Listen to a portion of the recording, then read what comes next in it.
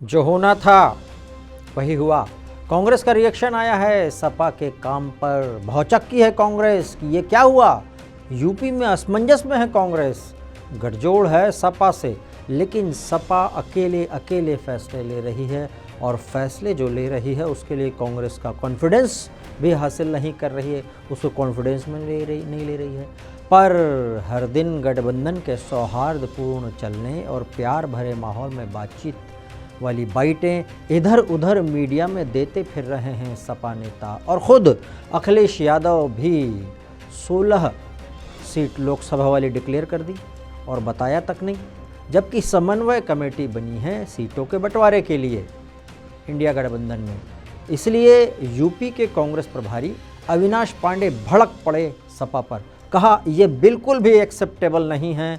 बाकायदा कैमरे पर मीडिया बाइट दे रहे हैं। वो बयान देते हुए कहते हैं कि जो लिस्ट आई है वो लगता है कि बीजेपी या विरोधी दलों की साजिश है, ऐसा नहीं लगता कि सपा ने जारी की है। फिर जब पूछा गया कि लिस्ट जारी हुई है तो उसमें तो पार्टी के पदाधिकारी का जिक्र है, प्रोफेसर रामगोपाल यादव की सहमति है, तो कहा कि हो सकता है अखिलेश जी को इस बारे में नॉलेज ना हो। ये तो थोड़ा सा कामना जी शक होता है कि ये जो लिस्ट है वाकई में समाजवादी ने, मुझे नहीं लगता कि होगी। ये कोई भारतीय जनता पार्टी या विरोधी दल की कोई साजिश दिखती है जहाँ पर इस प्रकार की घोषणा कर रहे हैं, क्योंकि लिस्ट की घोषणा करना, लिस्ट इस प्रकार से नामों की घोषणा करना, कोई ऐसा समझौता हुआ ही नहीं है जो मैं इस पर सिरे से नकारता हूँ। और उसमें से भी वो सीटें जिसके ऊपर में बहुत अच्छी बातें हो चुकी हैं, उन सीटों को भी इसमें शामिल करके उससे घोषित कर देना, तो ऐसा मुझे नहीं लगता कि समाजवादी पार्टी या आदरणीय अखिलेश जी इस प्रकार की कोई गलती करेंगे। उनके नॉलेज में ये चीज़ नहीं होगी शायद, ऐसा मुझे लगता है। ऐसा लग रहा है कि कांग्रेस बहुत गुस्से में है। अविनाश पांडे जी बिस्तर से उठे ही नहीं थे और मीडिया वालों को बुलाकर बाइट भी दे दी बिस्तर पर। पीछे गद्दे तकिए जो रखे हैं बता रहे हैं कि कांग्रेस गठबंधन को बचाने के लिए रात दिन एक कर रही है।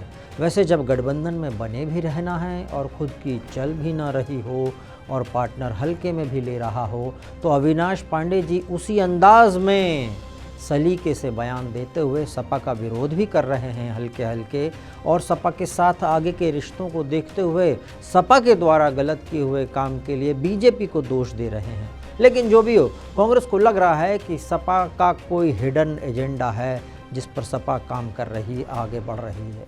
कांग्रेस हर कीमत पर इस गठबंधन को सफल बनाने के लिए पूरा सहकार्य सहयोग कर रहा है और आगे भी करेगा समाजवादी पार्टी की तरफ से इस तरीके का। लेकिन सामने से अगर कुछ हिडन एजेंडा अगर क्लियर दिखता है कि अगर कोई हिडन एजेंडा इस प्रकार से हो और उसको लेकर अगर समाजवादी पार्टी कार्य कर रही है, तो जो भी लोग कांग्रेस की ओर या इंडिया गठबंधन की ओर काफ़ी आशा और उम्मीद से देख रहे हैं, कांग्रेस उसमें एक जिम्मेदार राष्ट्रीय पार्टी की हैसियत से निश्चित रूप से इस चीज़ को नहीं होने देगी। इतना ही नहीं, सपा को चेतावनी भरे अंदाज में कांग्रेस कह रही है कि कांग्रेस गठबंधन धर्म निभा रही है।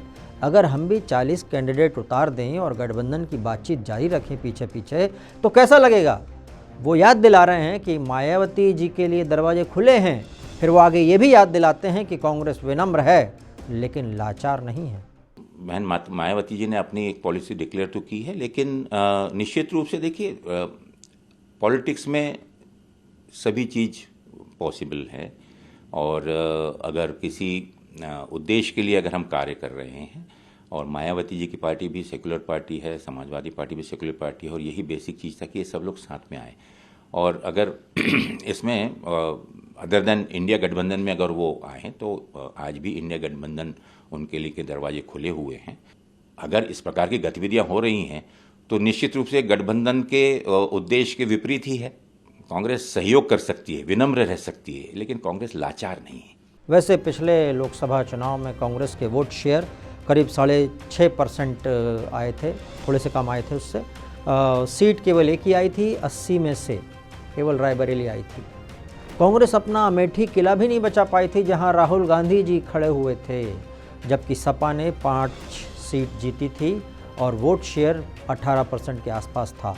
पिछली साल जो विधानसभा चुनाव हुए 2023 में, उसमें सपा को लगा कि कांग्रेस उसको राज्यों में भी सीट देगी, वहाँ भी गठबंधन है, लेकिन कांग्रेस ने मना कर दिया कि यह गठबंधन 2024 लोकसभा चुनाव के लिए है।